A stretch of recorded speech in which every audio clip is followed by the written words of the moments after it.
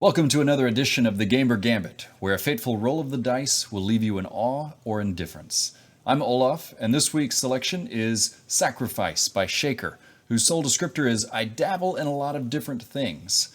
Sacrifice is expressed as a role-playing game where characters will be asked to make hard choices in order to achieve otherwise impossible goals. It can fit into any existing game setting or genre as a standalone game or in combination with other systems. It requires writing materials for each player and two six-sided dice. So we will be playing with 2d6. This week's a little bit different. Instead of the normal screen cap of a video game that I'm playing for you, what I've done is taken a couple of sessions with my family and recorded those. We will now watch those, and it'll give you a sense of how the game unfolded and how the mechanic served us in our particular setting. Take a look. Okay, so the game is called Sacrifice, and Sacrifice is a modification to like a regular role-playing game. So you want to write some full sentences about your characters. So you would say things like what they're good at, right? So that makes sense. Things that they're good at, who they hold dear, or what they hold dear. Does that make sense? What does that mean? Well, like you are dear to me, like things that they love or things that they care for. Okay? Or people that they love or people that they care for. Do I write it like they wrote it, like I love, or Yeah, write it like that.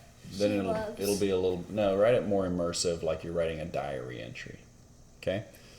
Who the character is, like a couple sentences about who the character is, and so that you can still do I am a person that loves the world around me, and I have boundless creativity and wonder, and then what they're good at, who they love, who they hold dear, who or what, and then what they are passionate about, what they love to do, and then what they have worked hard to achieve. And then we can add on to that as the game goes on. Tell us about your character. Okay. My name is Nasha Tiem, and I love my home in the Abyss. It is very dear to me because it has my family and friends. My father died in a war with the humans, and my mother and I miss him very much. I have a sister who loves to write and a brother who wants to follow in my father's footsteps. I am very passionate with dancing. I'm a professional dancer, and I dance on Milky Way Avenue. I have worked hard to accomplish the best dancer and award-winning dancer in my little town. I also want to have revenge on what happened to my father. Very nice. pretty dark. Don't worry, mine is also You dark. said it very lovely and pretty, but yeah, it was a little dark. Gala, you go ahead. I love the forest and was sad that I had to go. I used to protect the forest from dirty humans. I moved to a village so I could kill them all. I found that they're all not bad. I'm good at shooting with a bow. I've worked hard to even get this far. I have a forest crystal that my friend gave me, but she has gone where I can't follow her. Everything I have was from my friend.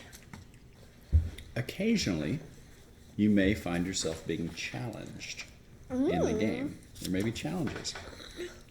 So the way that this game works is it's called Sacrifice. So when we meet challenges, sometimes those challenges are simple enough that your character has the skills, you can just do it, no problem. But other times, it's more difficult for us to get around a challenge, so you will roll the dice. And depending on your roll, you will succeed or you will fail that challenge. Now listen to this. The only way that you can succeed a challenge when you roll the dice is to get 12, which means you have to roll a 6 on both die. The only That way. is super hard. It's the only way. 2 6s is the only way that you can succeed on a challenge. However, this game is called Sacrifice. So when we meet a challenge that we cannot get through by rolling the dice, then you may automatically succeed if you sacrifice something. I jump down to the ground and start running, pushing people aside as I go. Okay, well, he's got his hand on you right now because he stopped you and had his hand on you. So you wouldn't be able to jump down just yet. So that would be a challenge because you're having to break away from this person in order to get away. And you realize as you go to pull away that the grip that this man has on you is actually quite strong. As gentle as he is, he appears to have iron grip. You know, he's able to get a hold of your cloak and keep you from moving. So it's not something you can just succeed in unless you roll well. So you may try to do that now. It Why is me? not, well, because you are trying to do things that you may not be able to do. So you do not succeed, and so at this point, you will fail this challenge, or you may sacrifice something. Guess I'll just fail. Okay.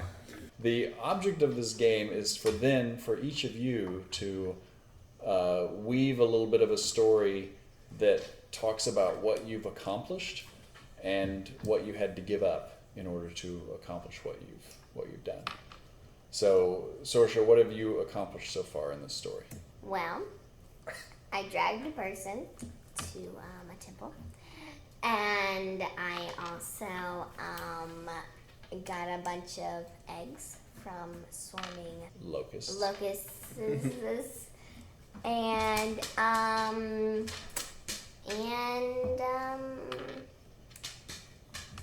that's pretty much it. So you've pretty much accomplished your first task, Yes. right? And you actually didn't have to give up anything. And you have the bonus of having drugged this madman back. For what purpose, who knows? But you have this person. The world will never know. Galileo, what have you accomplished? Nothing. That's true. And what did you have to give up in order to accomplish nothing? Everything. So as you can see from that, we had mixed results in fleshing out the specific sacrifices and then the consequences therein. I think if we had played a little bit longer, we would see a lot more of that unfolding. Certainly as the story went on, there were more difficult challenges arising that would probably have better included all the players at the table. I started with 2, my youngest children, and then I added a third who helped me out with some of the orienteering within the role-playing game itself. But again, as I say, I think that he probably would have become imbued in the challenges themselves and probably would have had to have given up some things, some sacrifices, if you will.